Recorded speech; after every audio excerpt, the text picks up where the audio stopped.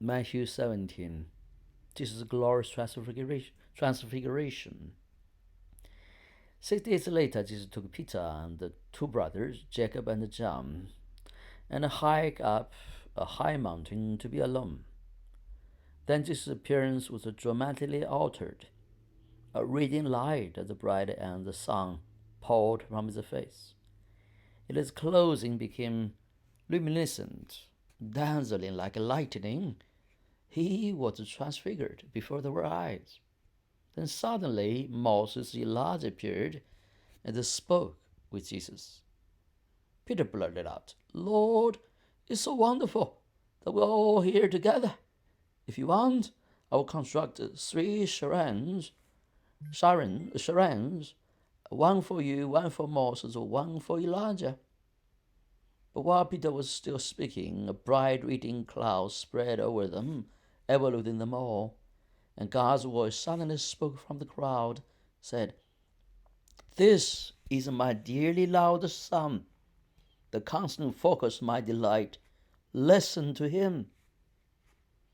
The three disciples were dazzled and terrified by this phenomenon, and they fell face down to the ground. But Jesus walked over and touched them, saying, "Get up, stop being afraid." When they finally opened their eyes and looked around, they saw no one else there but Jesus. As they all hiked down the mountain together, Jesus ordered them, "Don't tell anyone of the divine appearance you just witnessed. Wait until the Son of Man is raised from the dead." A disciple asked him, "Why do all the religious scholars insist that Elijah must first appear before the Anointed One comes?"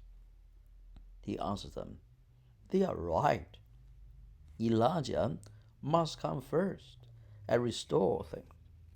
But Elijah has already appeared, yet they did not recognize him. So they did to him whatever they pleased.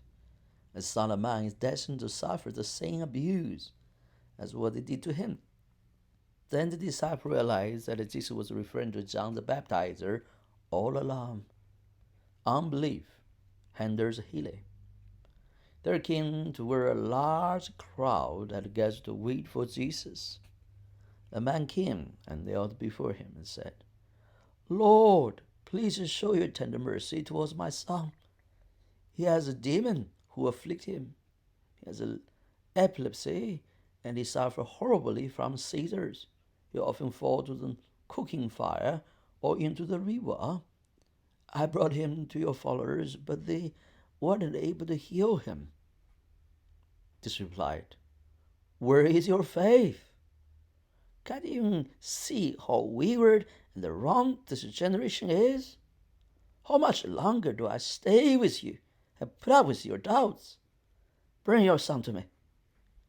Then Jesus rebuked the demon, and it came out to him, and the boy was instantly healed. Later the disciple came to him privately and asked, "Why couldn't we cast out the demon?" He told them, "It was because of your lack of faith. I promise you, if you have faith inside of you, no bigger than the size of a small mustard seed, you can say to this mountain, 'Move away from here and go over there.' You will see the move. There's nothing you could not do. But this kind is to cast out only through prayer and fasting." Jesus prophesied again of his death and resurrection. When they all gathered together in Galilee, Jesus said to them, "The Son of Man is going to be betrayed and turned over to his enemies.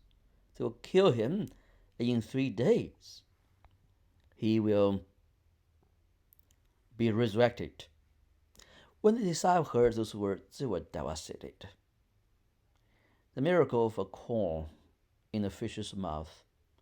After they arrived at Capernaum, the collectors of the temple tax approached Peter and asked, "Does your teacher pay the tax for the upkeep of the temple like the rest of us?" "Of course he does," Peter answered. When Peter walked into the house, and before he had a chance to speak, Jesus spoke up. They said, "Peter, I have a question for you. Who pays tolls or taxes to the king? Is tax collected from the king's own children or from his subjects? From his subjects, Peter answered. Jesus replied, That's right. The children get off free without paying taxes. But so that we don't offend them, go to the lake and throw out your hook, and the first fish that rise up will have a coin in its mouth. It will be the exact amount you need to pay the temple tax for both of us.